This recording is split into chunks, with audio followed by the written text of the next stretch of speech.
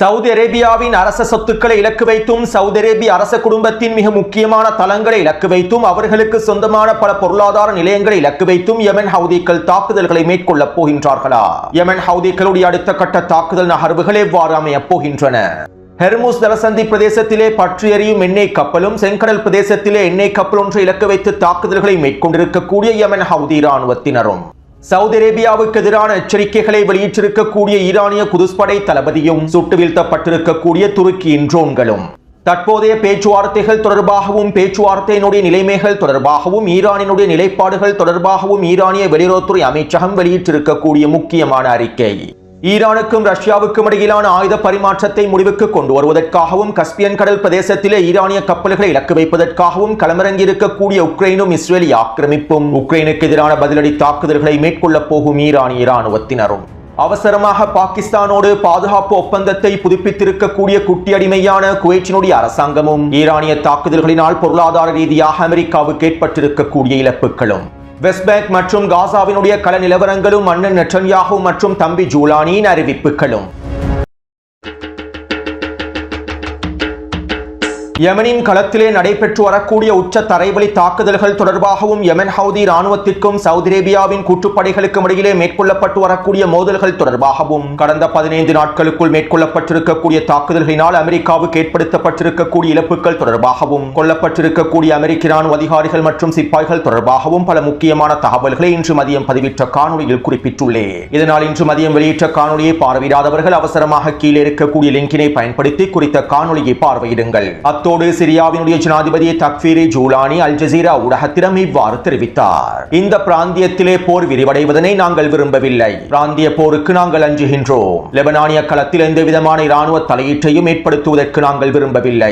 ஆயுதங்கள் மீதான லெபனானிய அரசாங்கத்தினுடைய ஏகபோக உரிமையை நாங்கள் ஆதரிக்கின்றோம். லெபனானிய களத்தில் இருக்கக்கூடிய ஒட்டுமொத்த ஆயுதங்களும் லெபனானிய அரசு இராணுவத்திற்கு கீழால் கொண்டுவரப்பட வேண்டும். லெபனானிய அரசாங்கம் கட்டுப்படுத்த வேண்டும் என்பதனை நாங்கள் ஆதரிக்கின்றோம். இதற்காக பேச்சுவார்த்தைகளை மேற்கொண்டு லெபனானிய அரசாங்கத்திற்கு ஆதரவை வெளிப்படுத்துவதற்கான எல்லாவிதமான உதவிகளையும் வழங்குவதற்கு தயாராக இருக்கின்றோம். ஆனால் நாங்கள் நேரடியாக லெபனானிய களத்தில் களமிறங்கி லெபனானினுடைய நிலைப்பாடுகளுக்குள் தலையிடுவதற்கு விரும்பவில்லை. லெபனானுக்குள்ளே ஏற்படக்கூடிய எந்த ஒரு குழப்பமும் சிரியாவின் களத்திலும் பிரதிபலிக்கும். இதனால் நாங்கள் இந்த பிரச்சனைகளில் தலையிடுவதற்கு விரும்பவில்லை. அதே போன்று நாங்கள் இஸ்ரேலோடு ஒரு பாதுகாப்பு ஒப்பந்தத்தை முடிப்பதற்கும் எல்லாவிதமான முயற்சிகளையும் மேற்கொண்டு வருகின்றோம். பல அரபு நாடுகளுடைய தலைமையில் இந்த பேச்சுவார்த்தைகள் நடைபெற்று வருகின்றன. நாங்கள் இஸ்ரேலோடு ஒரு பொழுது மோதலை விரும்பவில்லை. இஸ்ரேலுக்கு எதிராக செயற்படுவதற்கு எங்களுக்கு எந்த காரணமும் இல்லை. இஸ்ரேலுடன் அமைதியை ஏற்படுத்துவதற்கும் இஸ்ரேலோடு பாதுகாப்பு ஒப்பந்தத்தை முடிப்பதற்குமே நாங்கள் விரும்புகின்றோம். மேலும் இஸ்ரேலுடனான பாதுகாப்பு ஒப்பந்தம் வெற்றி பெற்றால் நிச்சயமாக சிரியாவின் களத்திலே அமைதியையும் ஏற்படுத்த முடியும். இதற்கமைவாகவே நாங்கள் வேலை திட்டங்களை மேற்கொண்டு வருகின்றோம் என தக்ஃபீரி ஜூலானி ஊடக சந்திப்பிலே தெரிவித்துள்ளார். இன்றைய தினம் லெபனானின் அடிமை பிரதமர் நவாப் சலாம் தம்பி ஜூலானியை சந்திப்பதற்கு சென்றிருந்தார். இந்த கலந்துரையாடல்களை தொடர்ந்து நடைபெற்ற ஊடக சந்திப்பின் போதே இவ்வாறான கருத்துக்களையும் தக்ஃபீரி ஜூலானி முன்வைத்திருந்தார். மேலும் இவருடைய இந்த கருத்துக்களில் இருந்து தம்பி ஜூலானி அண்ணன் நெட்டன்யாஹுவோடு உறவுகளை வலுப்படுத்துவதற்கு முழுமையாக தயாராக இருக்கின்றார் என்பதனையும் எங்களுக்கு தெளிவாக புரிந்து கொள்ள முடியும். அதே நேரம் தம்பி ஜூலானி லெபனானிய களத்தில் களமிறங்குவதற்கு வெள்ளையின கருத்துக்களை வெளியிட்டு வந்தாலும் சிரியாவின் களத்திலே நடைபெற்று வரக்கூடிய லெபனான் மற்றும் சிரியாவினுடைய எல்லை பிரதேசத்திலே நடைபெற்று வரக்கூடிய தயார்படுத்தல்கள் தம்பி ஜூலானியின் தக்ஃபீரி படைக்குழுக்களுடைய தயார்படுத்தல்கள் இந்த உண்மைகளை பிரதிபலிக்கவில்லை.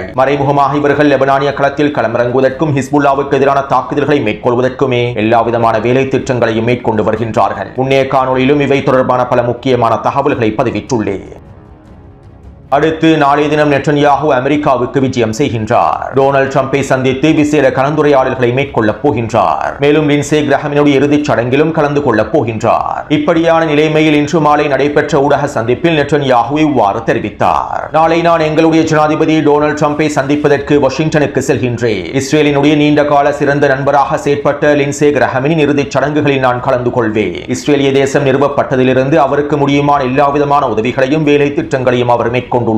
இஸ்ரேலினுடைய மிக முக்கியமான சொத்தாகவே லிண்ட்சே கிரஹாம் அவர்கள் காணப்பட்டார். இதனால் நான் அவருக்கு இறுதி கௌரவத்தை செலுத்த வேண்டும். மேலும் ஜனாதிபதி டொனால்ட் ட்ரம்போடு ஈரானிய நிலைமைகள் தொடர்பாகவும் அடுத்த கட்ட நகர்வுகள் தொடர்பாகவும் விசேட விவாதங்களையும் மேற்கொள்ளப் போகின்றேன். நேற்றைய தினம் நான் வெளியுறவுத்துறை அமைச்சர் மார்க்கோ ரூபியோவோடு பல மணித்தியாலங்கள் தொலைபேசியில் உரையாடல் ஒன்றையும் மேற்கொண்டிருந்தேன். சர்வதேச குற்றவியல் நீதிமன்றத்திற்கு எதிராக எடுக்கக்கூடிய அடுத்த கட்ட முடிவுகள் தொடர்பாக விவாதித்தோம். ஈரானையும் அதனுடைய எதிர்ப்பற்றுக்களையும் முடிவுக்கு கொண்டு வருவது தொடர்பாக அடுத்த கட்ட முன்மொழிவு தொடர்பாக நாங்கள் விவாதங்களை மேற்கொண்டோம். விரைவில் நாங்கள் ஈரானுக்கு எதிராகவும் அதனுடைய எதிர்ப்பற்றுகளுக்கு எதிராகவும் ஒரு தீர்க்கமான முடிவை எடுப்போம். அத்தோடு எங்களுடைய யூதா மற்றும் சமாரியா பிரதேசத்திலே அடுத்த கட்ட நடவடிக்கைகளை எப்போதும் இல்லாத நடவடிக்கைகளை ஆரம்பிப்பதற்கு நான் உத்தரவிட்டுள்ளேன். எங்களுடைய யூதா சமாரியா பிரதேசமான வெஸ்ட் பேங்க் பகுதியில் இருக்கக்கூடிய பயங்கரவாதிகளை முழுமையாக அழிப்பது எங்களுடைய தற்போதைய நோக்கமாகும். இதற்கமைவாக நாங்கள் அடுத்த கட்ட வேலை திட்டங்களை வெஸ்ட் பேங்க் பிரதேசத்திலே ஆரம்பித்து விட்டோம் என யூதா சமாரியா பிரதேசத்திலே ஆரம்பித்து விட்டோம் என நெட்டன்யாஹூ குறித்த ஊடக சந்திப்பிலே தெரிவித்தார்.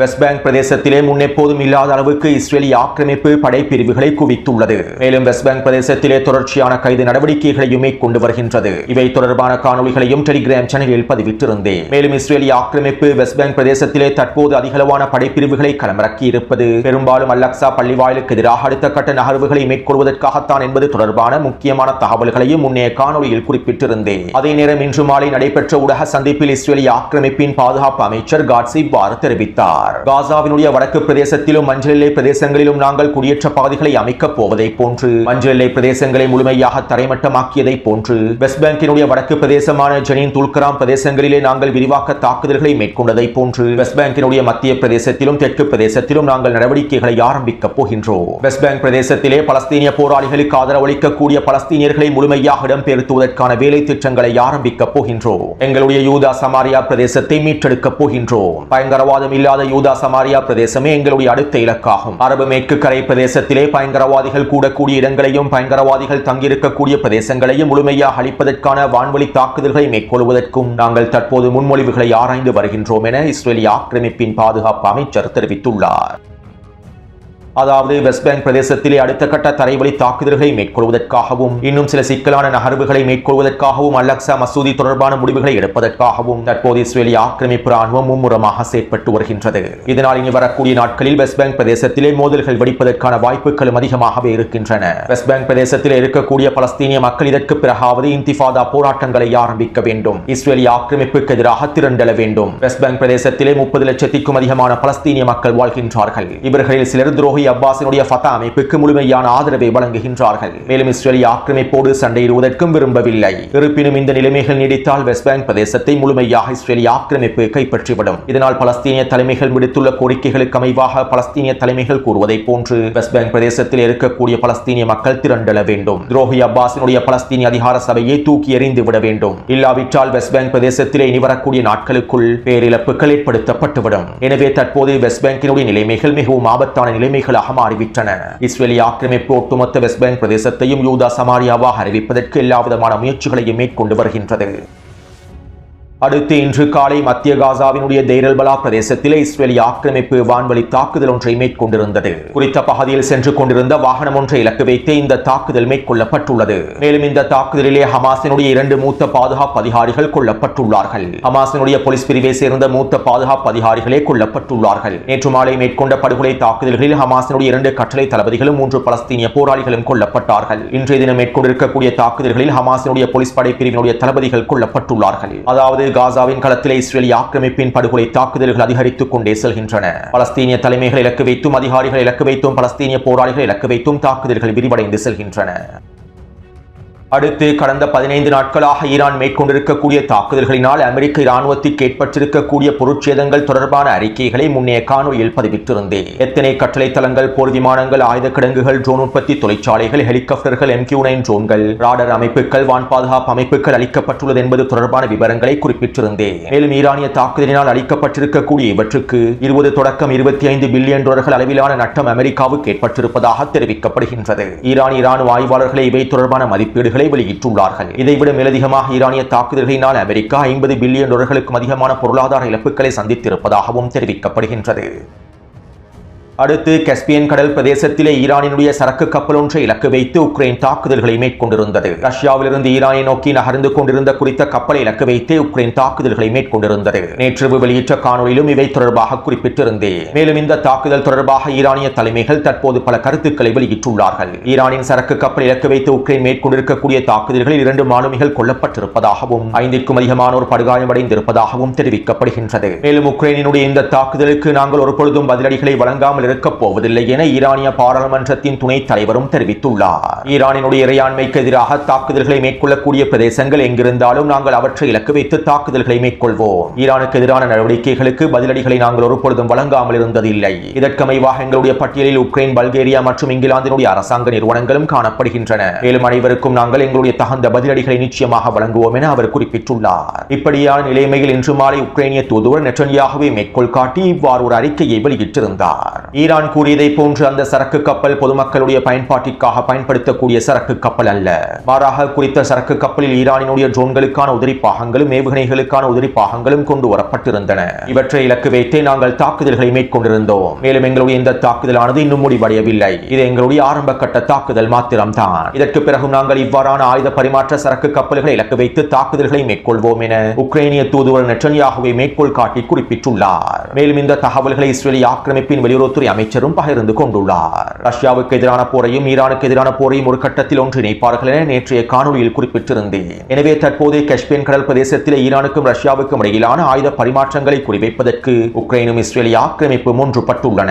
இதற்கமைவாகவே உக்ரைனிய தூதருடைய கருத்துக்களும் அமைந்துள்ளன. மேலும் இதற்கு பதிலடியாக ஈரானும் உக்ரைனினுடைய சரக்கு கப்பல்களை இலக்கு வைத்து தாக்குதல்களை மேற்கொள்ள முடியும். உக்ரைனை இலக்கு வைத்து தாக்குதல்களை மேற்கொள்வதற்கான எல்லாவிதமான ஏவுகணைகளும் ட்ரோன்களும் ஈரானிடம் காணப்படுகின்றன.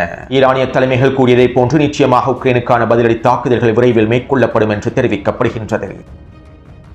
அத்தோடு குட்டியடிமையான குவைத் பாகிஸ்தானோடு பாதுகாப்பு ஒப்பந்தத்தை முடிக்கப் போவதாக இந்த வாரத்தின் ஆரம்பத்தில் தகவல்களை பதிவிட்டிருந்தேன். மேலும் இதற்கமைவாக இன்றைய தினம் குவைத்தினுடைய அரசாங்கம் குறித்த பாதுகாப்பு ஒப்பந்தம் தொடர்பான அறிவிப்புகளை வெளியிட்டுள்ளது. 2023ஆம் ஆண்டு குவைத்துக்கும் பாகிஸ்தானுக்கும் இடையிலே மேற்கொள்ளப்பட்டிருக்கக்கூடிய ஒப்பந்தத்தை தற்போது பாதுகாப்பு ஒப்பந்தமாக புதுப்பித்து குவைத்தினுடைய பாதுகாப்புக்கு உத்தரவாதம் அளிக்கக்கூடிய ஒப்பந்தத்தை நாங்கள் மேற்கொண்டிருக்கின்றோம். இதற்கமைவாக குவைத்தும் பாகிஸ்தானும் ஒன்றிணைந்து பாதுகாப்பு வேலை திட்டங்களை மேற்கொள்ளும். மேலும் இந்த பாதுகாப்பு ஒப்பந்தம் ஈரானுக்கு எதிரான தாக்குதல்களை முடிவுக்கு கொண்டு வருவதற்கு முழுமையான ஆதரவை வெளிப்படுத்தும் என குவைத்தினுடைய அரசாங்க பிரதிநிதிகள் கருத்துக்களை வெளியிட்டுள்ளார்கள். அதாவது அடிமை சவுதி அரேபியாவோடு மேற்கொள்ளப்பட்டிருக்கக்கூடிய பாதுகாப்பு ஒப்பந்தத்தை போன்றே பாகிஸ்தானி அடிமைகளோடும் குவைத்தினுடைய அரசாங்கம் ஒப்பந்தங்களை மேற்கொண்டுள்ளது. கிடைக்கக்கூடிய சந்தர்ப்பத்தை பயன்படுத்தி குவைத் அடிமைகளிடமிருந்தும் பல பில்லியன் டாலர்களை பெற்றுக் கொள்வதற்காகவே பாகிஸ்தானி அடிமைகள் இவ்வாறான காய் நகர்த்தல்களை மேற்கொண்டுள்ளார்கள். மேலும் பாகிஸ்தானி அடிமைகள் இந்த டாலர்களை பெற்றுக்கொண்டு அவ்வாறு அமைதியாக இருந்துவிட வேண்டும். மாறாக பாகிஸ்தானி அடிமைகள் யுத்த களத்திற்கு திரும்பினால் குவைத்துக்கு ஆதரவாகவும் சவுதி அரேபியாவுக்கு ஆதரவாகவும் களமிறங்கினார்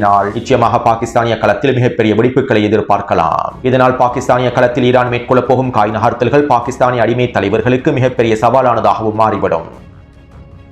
அடுத்து ஓமானிய தலைமைகளுடன் மேற்கொள்ளப்பட்டிருக்கக்கூடிய பேச்சுவார்த்தைகள் தொடர்பாக ஈரானிய வெளியுறவுத்துறை அமைச்சகத்தின் ஊடக பேச்சாளர் இவ்வாறு தெரிவித்துள்ளார். ஹெர்முஸ் ஜலசந்தி பிரதேசம் தொடர்பாக ஈரான் மற்றும் ஓமானிய அதிகாரிகளுக்கு இடையில் பேச்சுவார்த்தைகள் சுமூகமாக நடைபெற்றிருந்தன. இந்த பேச்சுவார்த்தைகளின் அடுத்த கட்டமாக தொழில்நுட்ப நடவடிக்கைகளும் மேற்கொள்ளப்பட்டு வருகின்றன. அதே நேரம் ஹெர்முஸ் ஜலசந்தி பிரதேசத்தினுடைய போக்குவரத்து சூழலில் எந்தவிதமான மாற்றமும் ஏற்படுத்தப்பட மாட்டாது. மேலும் இந்த பேச்சுவார்த்தைகளில் உறுதியான முன்னேற்றங்கள் ஏற்படாது என்பதே ஈரானிய தலைமைகளின் நிலைப்பாடாகும். பிராந்தியத்திலே அமெரிக்கா மேற்கொண்டு வரக்கூடிய வேலை திட்டங்களுக்கு மத்தியிலும் தயார்படுத்தல்களுக்கு மத்தியிலும் பேச்சுவார்த்தைகளை தொடர்ச்சியாக மேற்கொள்வதில் எந்தவிதமான பயனும் கிடைக்கப் பெறப் போவதில்லை. இதனால் ஈரானிய தலைமைகள் அவர்களுடைய நிலைப்பாடுகளில் உறுதியாகவே இருக்கின்றார்கள். ஹெர்முஸ் ஜலசந்தி பிரதேசத்தை ஈரான் ஒருபொழுதும் விட்டுக் கொடுக்காது. எங்களுடைய கட்டுப்பாடு முழுமையாக ஹெர்முஸ் ஜலசந்தி பிரதேசத்திலேயே இருக்கும். இவற்றை ஏற்றுக்கொள்ளாத அமெரிக்காவினுடைய நிபந்தனைகளும் முன்மொழிவுகளும் எந்த விதத்திலும் பயனளிக்கப் போவதில்லை. இதனால் பேச்சுவார்த்தையினுடைய நிலைமைகள் அடுத்த கட்டத்தை நோக்கி நகர்வது சாத்தியமற்றதாகவே இருக்கின்றது என ஈரானிய வெளியுறவுத்துறை அமைச்சகத்தினுடைய ஊடக பேச்சாளர் தெரிவித்துள்ளார். அத்தோடு கடந்த 48 மணி நேரமாக அமெரிக்கா தாக்குதல்களை நிறுத்தி வைத்திருப்பதனால் நாங்களும் தாக்குதல்களை நிறுத்தி வைத்திருக்கின்றோம், பதிலடி தாக்குதல்களை நிறுத்தி வைத்திருக்கின்றோம் என இராணுவ தளபதிகள் கூறியிருப்பதாக ஈரானிய ஊடகங்கள் குறிப்பிட்டுள்ளன. இருப்பினும் ஹெர்முஸ் ஜலசந்தி பிரதேசத்திலே ஈரானிய கடற்படையினர் தந்திரமான காய் நகர்த்தல்களையும் தாக்குதல்களையும் மேற்கொண்டு வருகின்றார்கள். இன்று மாலை ஹெர்முஸ் ஜலசந்தி பிரதேசத்திலே அமெரிக்க இராணுவத்தின் ஒத்துழைப்போடு ஒரு எண்ணெய் கப்பல் நகர்வதற்கு முயற்சி செய்தது. மேலும் குறித்த எண்ணெய் கப்பலானது ஈரானிய கடற்படையினால் வைக்கப்பட்டிருந்த கண்ணிவெடிக்குள் சிக்கி வெடித்து சிதறியுள்ளது. தற்போது குறித்த கப்பலானது தீப்பற்றி எரிந்து கொண்டிருப்பதாகவும் மூழ்கும் நிலைக்கு தள்ளப்பட்டிருப்பதாகவும் தெரிவிக்கப்படுகின்றது. அத்தோடு கடந்த 24 மணித்தியாலத்திற்குள்ளே ஹெர்முஸ் ஜலசந்தி பிரதேசத்தில் 6 எண்ணெய் கப்பல்களை தடுத்து நிறுத்தி இருப்பதாகவும் இவற்றை பின்வாங்க செய்திருப்பதாகவும் தகவல்கள் வெளியாகியுள்ளன.